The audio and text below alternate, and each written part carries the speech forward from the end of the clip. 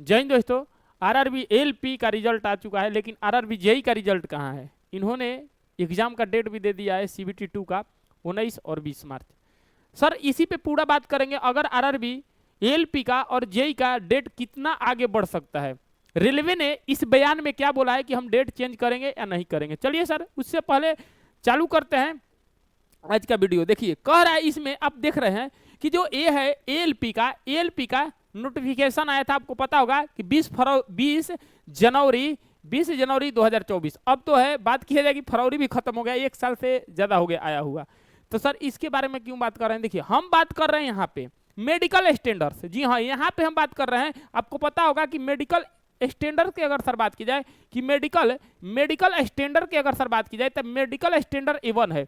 आपको पता होगा कि रेलवे में सबसे टॉप मेडिकल यही होता है A1 स्टैंडर्ड। नहीं पता है तो जान लीजिए सर, रेलवे में सबसे टॉप मेडिकल होता है यही होता है A1 स्टैंडर्ड, जो कि एलपी में होता है। और बात किया जाए कि इसमें सर क्या होता है, देखिए एक बात बता रहे हैं, जितने भी भाई लोग हैं चाहे जितने भी बहन लोग हैं, अगर मजाक में फॉर्म भर दिया कि चलिए हम भी, वो भी फॉर्म भर रहा है हम भी फॉर्म भर दिए, और उनको मजाक में ही सर रिजल्ट हो गया। अगर आप मेडिकल आपको सही नहीं है तो आप दूसरे का सीट मत खाइएगा, हाथ जोड़कर हम आपसे विनती कर रहे हैं। क्योंकि इस रेलवे का सबसे तगड़ा जो होता है मेडिकल होता है A1 स्टैंडर्ड। क्योंकि आप जाइएगा छट जाइएगा सर, क्योंकि इसमें आपको पता होगा कि एक सर्टिफिकेट होता है जिसका नाम है विजन सर्टिफिकेट। और विजन सर्टिफिकेट की अगर सर बात की जाए, ये आई से मतलब होता है, यानी आंख से। क्यों सर, क्यों इसका तगड़ा कंपटीशन है, क्यों इसका तगड़ा मेडिकल होता है? आपको पता होगा इसलिए इसका मेडिकल तगड़ा होता है क्योंकि बहुत लोग, लाखों लोग को लेकर आपको चलना है सर, क्योंकि एक ड्राइवर बन रहे हैं। इसीलिए हम उन भाई और उन बहन को हाथ जोड़कर बोल रहे हैं कि अगर आपका मेडिकल अगर सही नहीं है तो आप सीबीटी 2 एग्जाम देने मत जाइएगा, दूसरे का सीट मत खाइएगा सर। बहुत ये खराब बात है, क्योंकि ये सीबीटी 2 1 क्वालिफाई हो गया तो 2 आप देने मत जाइएगा, क्योंकि आप क्वालिफाई हो जाइएगा तो छट जाइएगा किस में, A1 मेडिकल में। अब सर ये विजन सर्टिफिकेट क्या होता है, तो चलिए बताते हैं विजन सर्टिफिकेट क्या होता है। देखिए अगर आप देखिएगा तो यही होता है विजन सर्टिफिकेट, यही होता है जब आप सीबीटी 2 क्वालिफाई कर जाइएगा तो यही आपको मिलेगा, लिखा है medical standard certificate, vision certificate. इसमें आपको फोटो चिपकाया जाता है, नाम लिखना पड़ता है, डाउनलोड खुद से करना पड़ता है। और यहाँ पे अगर बात की जाए कि ये पूरा लिखा हुआ है, देखिए यहाँ पे, और ऑथेंटिक डॉक्टर से यहाँ पे चेकअप कराने आता है। कोई झोला छाप डॉक्टर से यहाँ पे मान्यता प्राप्त नहीं होता है। अगर आप कोई झोला डॉक्टर छाप से अगर ले जाइएगा तो फिर मेडिकल होगा तो उसमें आप फंस जाइएगा, पकड़ा जाइएगा, बाहर आप हो सकते हैं। तो ये होता है विजन सर्टिफिकेट, इसको आप देख लीजिएगा। और फिर बता रहे हैं जो भी अगर A1 स्टैंडर्ड नहीं है मत जाइएगा सीबीटी 2 देने, हो सकता है निकल जाए, निकलने के बाद जो है लास्ट प्रोसेस में आप छट जाइएगा। तो सर आप मेडिकल पे बात कर रहे हैं, एग्जाम के डेट पे बात कीजिए चेंज होगा कि नहीं। देखिए आपको पता होगा, अगर हम इसको थोड़ा बड़ा करते हैं, आपको अगर हम बता दें कि आपको पता होगा कि जो आरआरबी एलपी का जो एग्जाम हुआ था, तो ये हुआ था 25 से लेकर 29 तक, यानी कि 4 दिन तक हुआ था। यानी कि 25 से लेकर 29 तक हुआ था 2024 में नवंबर में, ये आपको पता होगा। इसके बाद अगर हम बात करेंगे जेई का, तो जेई का चालू हुआ था कब सर? तो जेई का चालू हुआ था 13, जेई का जो चालू हुआ था 13 हुआ था, 1 मिनट रुक जाना। जेई का जो चालू हुआ था 13, यानी कि 13-12-24 ये हो गया जेई का।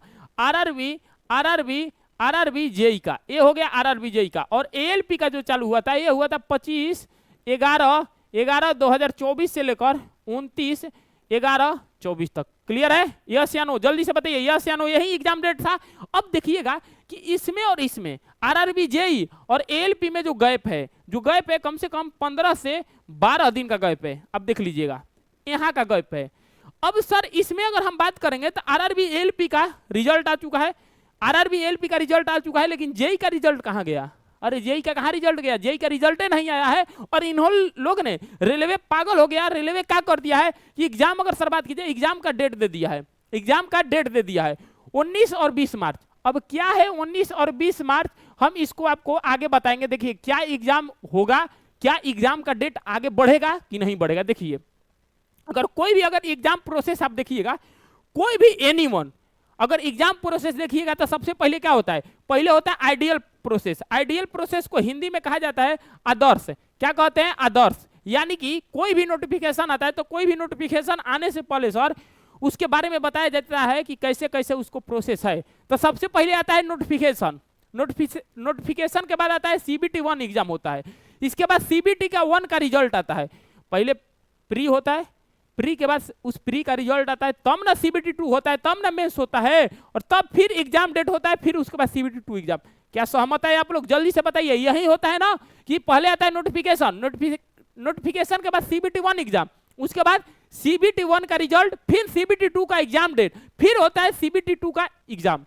सहमत है सर? हाँ। लेकिन रेलवे का प्रोसेस ये है, सुनिएगा, रेलवे का प्रोसेस ये है कि पहले नोटिफिकेशन कहते हैं इनको कोई पता नहीं है, कभी भी नोटिफिकेशन डाल दिए, एग्जाम डेट यानी कि सीबीटी 1 का एग्जाम डेट डाल दिए, इसके बाद सीबीटी 1 का एग्जाम ले लिए और सीबीटी 2 एग्जाम डेट डाल दिए। ओए बाबा, इसमें एग्जाम सीबीटी 1 का रिजल्ट का है, एग्जाम देकर तब आपको सीबीटी 1 का रिजल्ट दिए।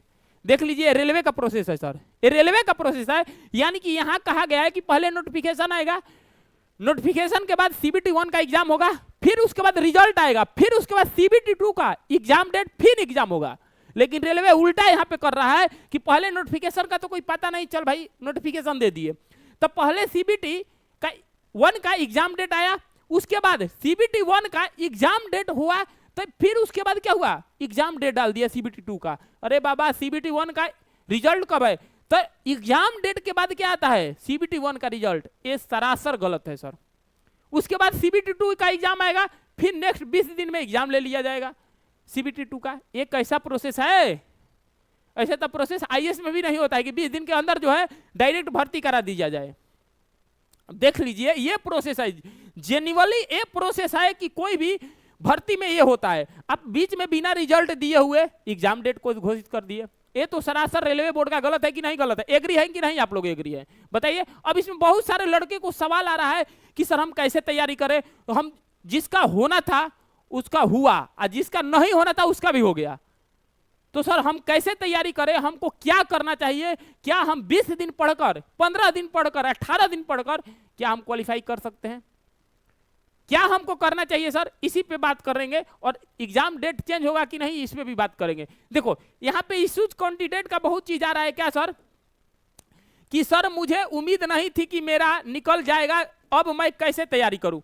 जिसका उम्मीद नहीं था कि रिजल्ट होगा उसका भी रिजल्ट हो गया है। उसके बाद सेकंड बात कि सर मैं तो सीरियस नहीं था, एलपी के लिए मैं बाकी रेलवे के पेपर की तैयारी कर रहा हूं, पर अब निकल गया तो सोच रहा हूं कि पढ़ लूं। पहले पढ़ने से पहले तुम जाकर अपना मेडिकल स्टैंडर्ड जो है चेकअप कराओ। सबसे पहले A1 है कि नहीं है, ना तो बाबू सब रखा का रखा रह जाएगा, इधर भी जाएगा उधर भी जाएगा। सीबीटी 2 क्वालिफाई करोगे लेकिन लास्ट यहां तक जाते जाते जय हिंद जय भारत हो जाओगे। क्योंकि रेलवे का सबसे टॉप मेडिकल होता है एलपी में, क्योंकि वहां पे लाखों लोग की जान आपके हाथ में रहता है। तब पहले अपने आप को, जो भी जिसका भी रिजल्ट हुआ है, सीबीटी 2 तब पढ़ना बाद में, पहले जाकर अपना मेडिकल स्टैंडर्ड जो है चेकअप कराओ। मेडिकल बहुत खतरनाक होता है, ये आपको पता होगा। अगर बात करेंगे और क्या है कि सर क्या मैं अभी पढ़कर निकाला जा सकता है? ट्रेड नहीं पढ़े हैं, जी हाँ निकाला जा सकता है। कोई उतना 20 दिन का खेल नहीं के लिए ट्रेड में क्वालिफाई है, ये आपको पता होगा। सर इसमें हल्का मेडिकल हो जाएगा क्या? मैं श्योर नहीं हूं मेडिकल के लिए। जाके पहले फिर बोल रहे हैं ना कि बाबू मेडिकल स्टैंडर्ड जाकर आप लोग चेक कराइए, A1 होना चाहिए। कोई झोला छाप डॉक्टर से नहीं, बढ़िया डॉक्टर से, MBBS वाले डॉक्टर से कराना। नहीं तो बाबू हमको पता है कि आप लोग इस बात पे अभी आप ध्यान नहीं दीजिएगा, हमको पता है, अरे पता है कि हाँ आप इस लोग को इग्नोर कर चल जाइएगा। क्योंकि सीबीटी 1 हुआ है, कहोगे अरे सीबीटी 2, हमको पता है कि इग्नोर करोगे, लेकिन ध्यान रखिएगा सीबीटी 2 अगर क्वालिफाई हुए लास्ट में इसी में छट जाओगे, सारा मेहनत का मेहनत धारा रह जाएगा सर। इसीलिए अभी अपने आप को संभालो और जाकर मेडिकल स्टैंडर्ड कराओ, चेक कराओ कि हमारा A1 है या नहीं है। क्योंकि रेलवे का सबसे टॉप मेडिकल होता है एलपी का, जिसमें A1 कैटेगरी आता है। हमको पता है कि इस बात पे आप ध्यान नहीं दीजिएगा, क्योंकि हमको पता है अभी उड़ रहे हैं, उड़ने दीजिए। जब सीबीटी 2 देकर आइएगा, क्वालिफाई होइएगा, लास्ट में इसी में छटिएगा, रोइएगा एक बात कि सर ने सही बोले थे। ठीक है सर, तो जाकर आप पहले चेक करवाइए।